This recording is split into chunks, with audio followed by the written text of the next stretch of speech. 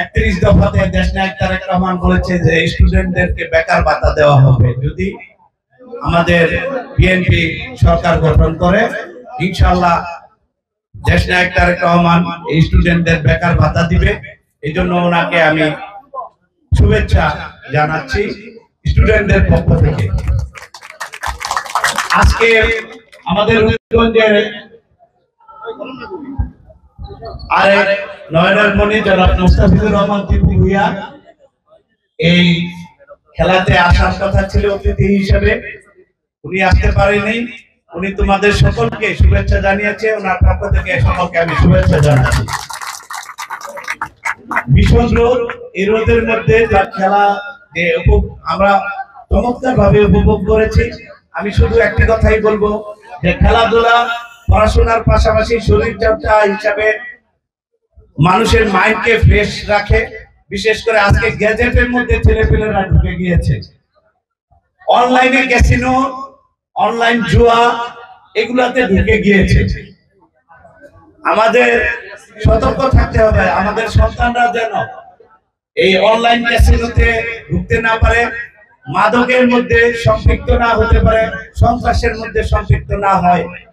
আমি সকলকে আহ্বান জানাবো এবং আজকে এত সুন্দর একটি খেলা উপভোগ করার জন্য যেসব প্রতিষ্ঠান এখানে সহযোগিতা করেছে, স্পন্সর করেছে, বিশেষ করে আমাদের এখানে ডিকেএমসি আছে, তারপর গ্রিন ফাউন্ডেশন, আমার ছোট ভাই ও অত্যন্ত পরিশ্রম করে স্টুডেন্টদের পাশে ছিল, তাকে আমি ব্যক্তিগত তরফ থেকে ধন্যবাদ জানাই।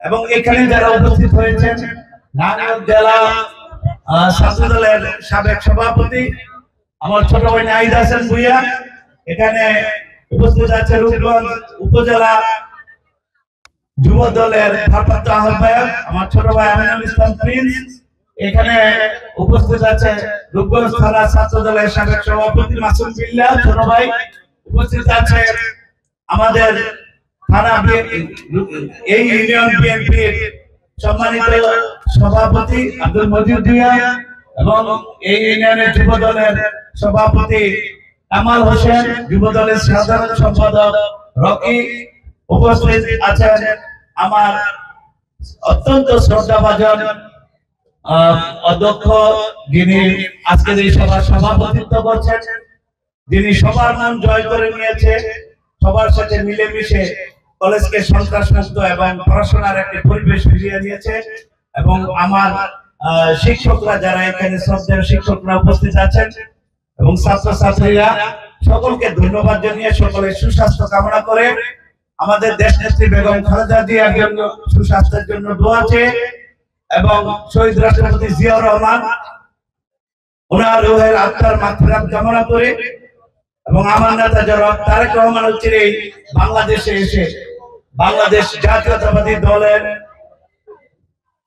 যিনি দীর্ঘদিন নেতৃত্ব দিয়ে আন্দোলন সংগ্রামকে আজকে দেশে একটি নির্বাচনের গণতান্ত্রিক পরিবেশ সৃষ্টি করেছেন, যার যিনি এখানে সবচেয়ে বেশি ভূমিকা যার, সেই তারেক রহমান আমাদের দেশে এসে আবার দেশের নেতৃত্ব দিবেন এই আশা ব্যক্ত করে আপনাদের সকলের সুস্বাস্থ্য কামনা করে আমি আমার সংক্ষিপ্ত বক্তব্য এখানে শেষ করছি।